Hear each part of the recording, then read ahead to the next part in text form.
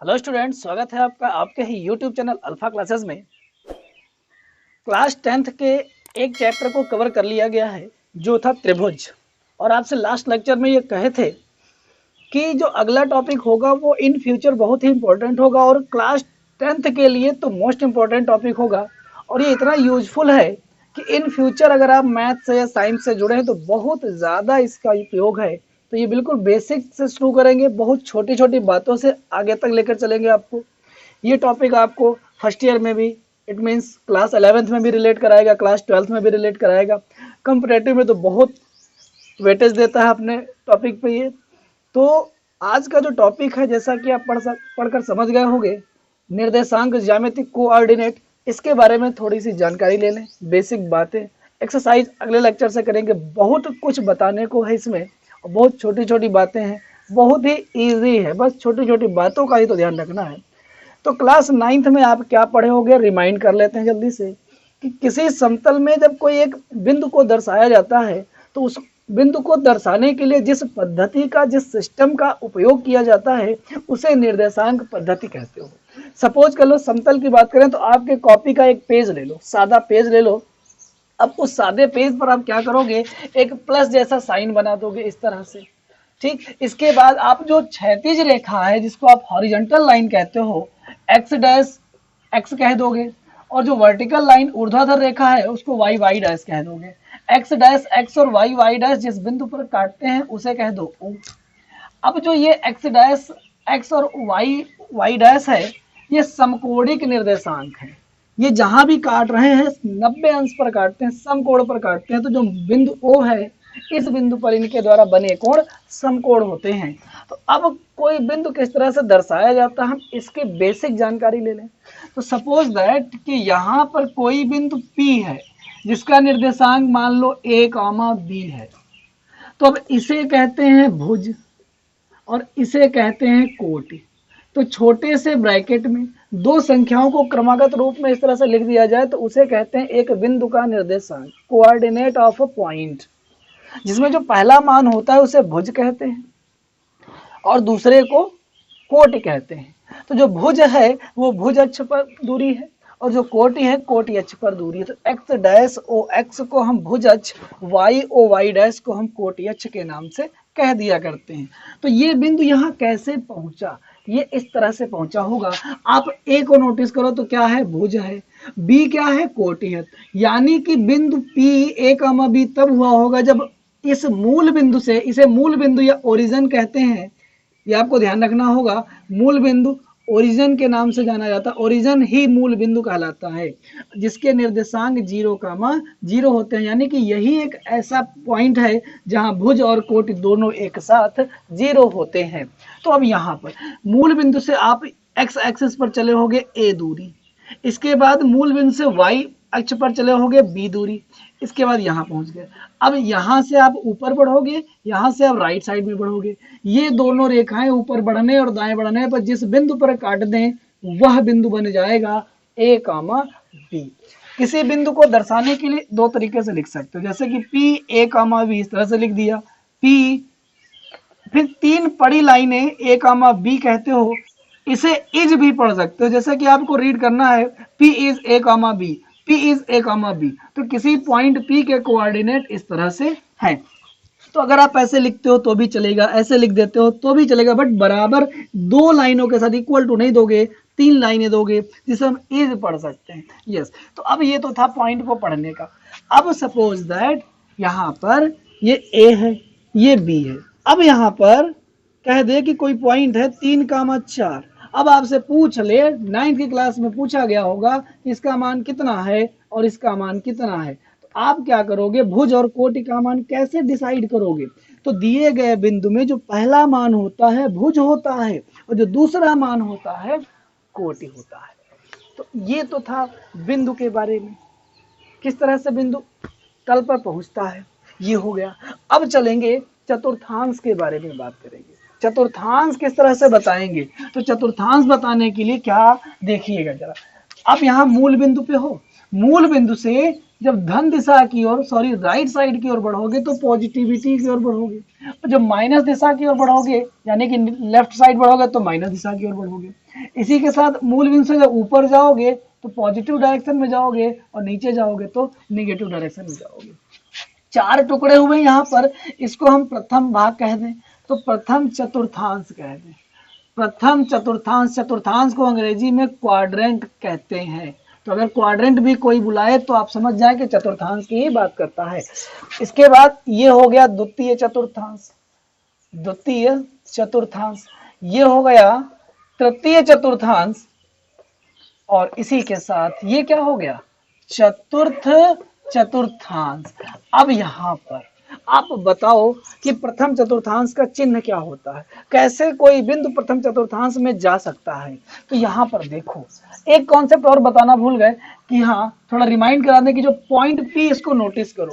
पहले क्या है, भुज है, फिर क्या है, कोटि। यानी कि किसी बिंदु को अगर निर्देशांक रूप में लिखना है तो पहले भुज का मान फिर कोटि का मान, यानी कि पहले एक्स अक्ष पर दूरी फिर वाई अक्ष पर दूरी ली जाएगी। तो इस तरह से अगर हम प्रथम चतुर्थांश में आए तो जो इसका साइन होगा वो बनेगा प्लस कामा प्लस। अब कहोगे कैसे, तो ये प्लस, फिर ये भी कह सकते हो कि पहले वाई भी हो सकता है पहले एक्स भी। तो जब कोई बिंदु को दर्शाना होता है तो भुज पहले लेते हैं, यानी कि भुज का चिन्ह पहले लिया गया है फिर कोटि का चिन्ह लिया गया। तो इस तरह से प्लस प्लस प्लस प्लस के साथ हो जाएगा। अब आएंगे दूसरे चतुर्थांश में। अब दूसरे चतुर्थांश का चिन्ह क्या होगा, माइनस कामा प्लस। जी हाँ, कैसे होगा, पहले एक्स की दिशा में फिर वाई की दिशा में। तो यही तो होगा भाई, इस क्षेत्र में एक्स और वाई के साइन चेक करो तो एक्स ये है वाई ये है, पहले एक्स का फिर वाई का। तीसरे में आ जाओ तो तीसरे में दोनों माइनस के, क्योंकि आप दोनों नोटिस कर रहे हो। चौथे में आ जाओ तो बनेगा प्लस कामा माइनस, और इसी के साथ चतुर्थांश बता सकते हो। तो चलिए कुछ बिंदुओं को फटाफट लेकर के इसकी प्रैक्टिस कर लें कि किस तरह से किसी बिंदु को ये बता पाए कि किस चतुर्थांश से है। सपोज यहाँ पे एक पॉइंट दे दिया गया 3,5। अब आपको बताना है कि ये बिंदु किस चतुर्थांश में है, 6,-3। तो आपका जवाब यहाँ पे होगा पहला चतुर्थांश, यहाँ पे आपका जवाब होगा क्या होगा, आप देखें जरा, चौथा होगा प्लस माइनस। तो अभी कैसे जज की हो, सिंपल है मेरे भाई, 3 मिला, 5 मिला, 6 मिला, 3 मिला, मैटर नंबर्स का नहीं है, मैटर चिन्हों का है, साइन का है। चिन्ह कैसा है, भुज का चिन्ह प्लस है, कोटि का चिन्ह प्लस है, यानी कि प्लस प्लस के ऑर्डर में आ गए, और प्लस प्लस का ऑर्डर पहले में होता है, प्लस में आ गया माइनस में आ गया, प्लस माइनस का ऑर्डर आ गया चौथे में होता है।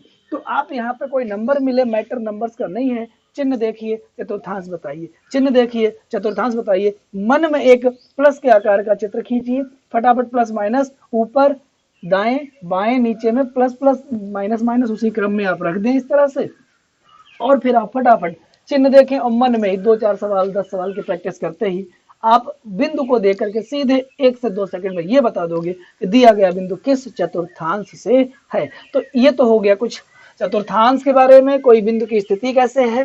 अब हम ये जानेंगे कि दूरी कैसे लेते हो। अगर दूरी ले रहे हो तो बिंदु ऐसे बन रहा है।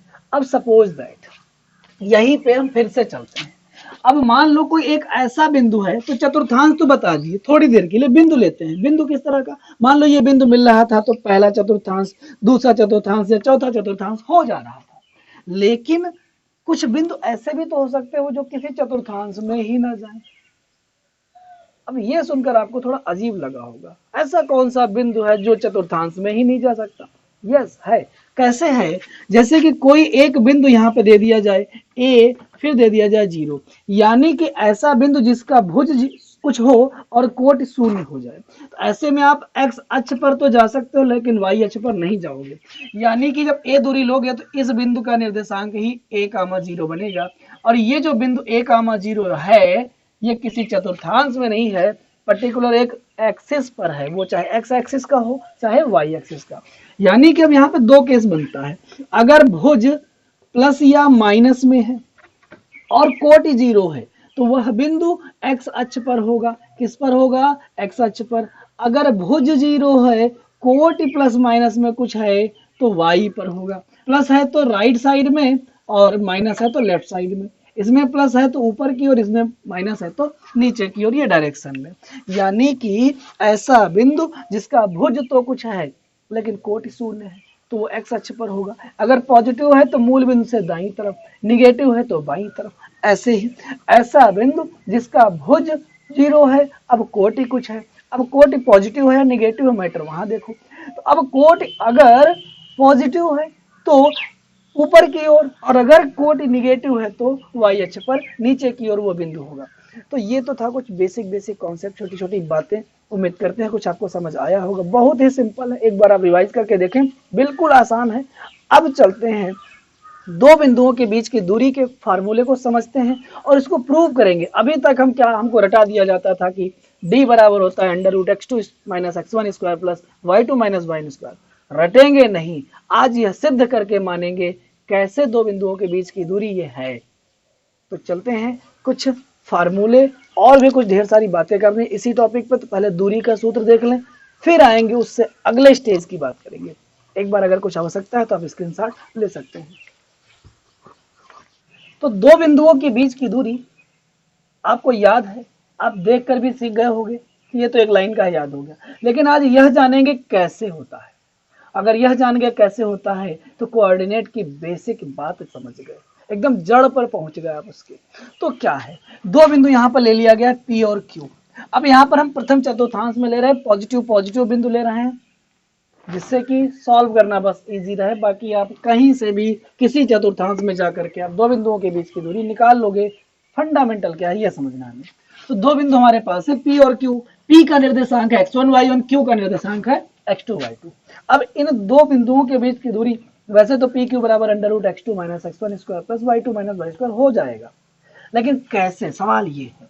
तो ऐसे में क्या करना, आप P से एक परपेंडिकुलर लाइन यहाँ PM डाल देना इस तरह से, Q से एक परपेंडिकुलर लाइन QN डाल देना। इसके बाद क्या करना, जरा समझने की आवश्यकता है मेरे भाई। क्या समझना है इसमें, जरा देखिएगा। ये बिंदु P x1, y1 कब हुआ होगा, जब x1 तक पहुंचा होगा x एक्सिस पे, यानी कि जो ये डिस्टेंस है O से M की डिस्टेंस है वो क्या है, x1। इसी तरह से Q बिंदु का जो भुज x2 कब हुआ होगा, जब यहां से ये दूरी x2 किए होंगे डेफिनेटली। तो अब ये बताओ कि जब ये ON जो है x2 है, OM x1 है, तो MN कितना होगा, x2 - x1 ही तो होगा ना, x2 - x1 डेफिनेटली इतना ही होगा। ये हो गया। अब नोटिस करो, जैसे इधर देखे हो तो यहां बता दो, इसको थोड़ा ऊपर अगर बढ़ा लें इस तरह से y एक्सिस, और एक लंब जरा यहां से डाल दो बिंदु R पर, कर लिया। अब बताओ कि बिंदु P का जो कोटि है y1 कब हुआ होगा, जब मूल बिंदु से ये हाइट कितनी रही होगी, y1, यानी कि जो ये हाइट है ये कितनी रही होगी, y1 y एक्सिस पर, और मूल बिंदु से हाइट इसकी कितनी रही होगी, y2। तो आप यही नोटिस कर लो, PM जो है या NR जो है वो सेम हाइट के हैं, क्योंकि आयत बन जाता है और आमने सामने की भुजाएं बराबर हो जाती है, जो कि इस तरह से लंबवत है। अब यहाँ से ये हो गया y1, ये हो गया y2। हम पूछ रहे हैं आपसे QR कितना है, तो QR आप बताइए कितना होगा, y2 में से y1 घटाओगे तभी तो बनेगा ना, यानी कि क्या बन जाएगा, y2 - y1। तो अब यहाँ से नोटिस करो कि जो mn है वो ये है, QR है वो ये है, यानी कि PR mn के बराबर है, यानी कि इसकी लंबाई कितनी, x2 - x1, और इसकी लंबाई कितनी, यही तो है, y2 - y1, यही तो है मेरे भाई। तो अब यहाँ से दो बिंदुओं के बीच की दूरी इस तरह से हम यहाँ से घटाते हुए, सॉरी हाँ, इस तरह से घटा करके निकाल लिए। अब हमें क्या चाहिए, PQ चाहिए। अब जरा देखो यहाँ पर लिख लो, क्योंकि जो PR है उसकी लंबाई कितनी है, x2 - x1, और QR है वो कितनी है, y2 - y1। तो अब लिख दोगे समकोण त्रिभुज, बहुत सिंपल है, बस 2-3-4 लाइन का, ज्यादा नहीं। समकोण त्रिभुज PQR में लगा दो पाइथागोरस। क्यों लगा सकते हो, अरे भाई क्योंकि जो त्रिभुज है वो समकोण है, तो पाइथागोरस प्रमेय से जब पाइथागोरस प्रमेय लगाओगे तो PQ² बराबर PR² प्लस QR² बन जाएगा। अब बन गया PQ² बराबर PR x2 - x1² plus y2 - y1²। अरे ये तो बन चुका है। तो स्क्वायर अगर यहाँ से हटाओगे तो ये क्या बन गया, अंडर रूट, और ये बन गया x2 minus x1 square plus y2 minus y1 square, ये हो गया। या हम इस तरह से भी याद करते हैं, कैसे, under root x1 minus x2 का square plus y1 minus y2 का स्क्वायर, क्योंकि यहाँ पे होता है माइनस एक्स का स्क्वायर बराबर एक्स का स्क्वायर। तो अब यहाँ अगर हम माइनस कॉमन लेकर के इनका क्रम बदल भी दें तो भी कोई इफेक्ट नहीं पड़ने वाला, यानी कि 1 को पहले कर लें या 2 को पहले कर लें, मैटर अब वो नहीं है, ठीक है ना। कैसे, यहाँ पर हम x2 y2 लेते, इसको x1 y1 लेते तो बात तो वही है ना, पलट के आ जाता। तो मैटर देखो क्या है, जैसे कि लिख दिया जाए 3 माइनस 4 और लिख दिया जाए 4 माइनस 3, अब दोनों का स्क्वायर कर दिया जाए तो यहाँ घटेगा -1 बचेगा, यहाँ घटेगा 1 बचेगा, इसका स्क्वायर, दोनों का रिजल्ट सेम है, 1 ही तो आएगा। तो क्या फर्क पड़ता है कौन पहले है। तो ये तो था दो बिंदुओं के बीच की दूरी। अब दो बिंदुओं की दूरी के सूत्र के प्रयोग से ही हमें कुछ चीजें आगे प्रूव करनी होगी। जैसे तीन दिए गए बिंदु संरेख हैं, तो दूरी सूत्र से हम ये बता पाएंगे कि दिए गए तीन बिंदु किस तरह से संरेख हैं। तो थोड़ा यहाँ समझने का प्रयास करते हैं। जैसे कि तीन बिंदु संरेख कब होंगे, मान लो यहाँ ए है, यहाँ बी है, यहाँ सी है, 3 पॉइंट, तीनों बिंदु के निर्देशांक दिए हैं 3, 4, 5, 0, ऐसे। आप क्या करोगे, दो दो बिंदुओं को लेकर, यानी कि एक बार ए बी, एक बार बी सी और एक बार ए सी, इस तरह से आप निकालोगे ए बी, बी सी और ए सी। इसी सूत्र का यूज करते हुए आप तीनों बिंदुओं के बीच की क्रमशः दो दो बिंदुओं को लेकर के दूरी निकाल लोगे। अब यह देखोगे किन दो दूरियों का योगफल तीसरी के बराबर है। अगर दूरियों का योगफल तीसरी के बराबर है तो वह तीनों बिंदु संरेख हैं। क्या है, संरेख है। अगर बराबर नहीं है तो असंरेख है। असंरेख का मतलब ये हुआ कि एक बिंदु यहां नहीं है, इनके रास्ते से अलग है। तो अब बताइए कि जब इन तीनों को मिला दिया जाएगा तो क्या बनेगा, क्या बनेगा, त्रिभुज बनेगा। यानी कि अब यहीं पे क्लियर हो गया कि A B plus B C अगर ए सी है तो संरेख है एक ही रेखा में, अगर बराबर नहीं है तो असंरेख है या एक त्रिभुज के शीर्ष है। यानी कि वो ये भी कह सकता है कि दिए गए बिंदु सिद्ध कीजिए कि ये तीनों बिंदु त्रिभुज के शीर्ष हैं। तो आप क्या करोगे, दूरी सूत्र से इसी तरह से ए बी बी सी ए सी निकालोगे। किन्हीं दो भुजाओं का योगफल अगर तीसरी के बराबर नहीं है तो यही इंडिकेशन होता है कि ये त्रिभुज के शीर्ष होंगे। और याद रहे किसी त्रिभुज की किन्हीं दो भुजाओं का योगफल तीसरी भुजा से अधिक होता है। A B plus B C greater than A C होगा, किन्हीं दो भुजाओं को ले लो, A B plus B C करने की जरूरत नहीं है। अच्छा, तो अब आ जाएंगे त्रिभुज में ही। सिद्ध कीजिए कि त्रिभुज समबाहु है। दूरी सूत्र उठाइए, तीनों भुजाओं की लंबाई निकाल लीजिए, ए बी बी सी ए सी। अगर तीनों मान बराबर हैं तो त्रिभुज समबाहु होगा। अगर तीनों भुजाओं में कोई दो भुजाएं बराबर है तो त्रिभुज समद्विबाहु होगा। अगर तीनों भुजाओं में पाइथागोरस की प्रमेय लागू होती है तो वो त्रिभुज समकोण होगा। समकोणीय समद्विबाहु हो, यानी कि त्रिभुज की दो भुजाएं बराबर और पाइथागोरस भी अप्लाई है, तो ऐसे में वो त्रिभुज समद्विबाहु समकोणी त्रिभुज होता है या समकोणी समद्विबाहु त्रिभुज होता है। तो ये तो थी त्रिभुज की प्रॉपर्टी दूरी सूत्र से। अब आ जाएंगे आयत और वर्ग पे, समांतर चतुर्भुज पे, समचतुर्भुज पे। बहुत ही ध्यान से समझना, ऐसे ही ओरली समझाए देते हैं। तो आयत क्या होता है, आयत का प्रत्येक कोण समकोण होता है। यहाँ कोण से मतलब नहीं है, आयत के आमने सामने की भुजाएं बराबर होती हैं और विकर्ण भी बराबर होते हैं। एक बार फिर से, आयत की आमने सामने की भुजाएं बराबर होती हैं और विकर्ण भी बराबर होते हैं। आप साथ साथ लिख सकते हो।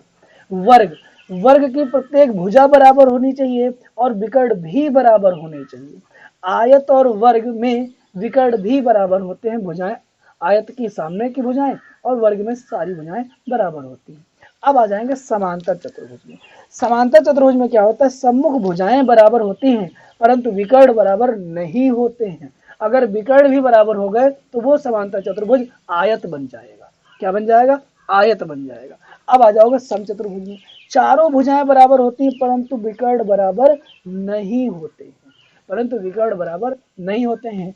एक बार फिर से, आयत चतुर्भुज के रूप में जो चारों बात बताएं, एक बार फिर से, कि जो आयत होते हैं इनकी सम्मुख भुजाएं बराबर होती हैं, साथ में विकर्ण भी बराबर होते हैं।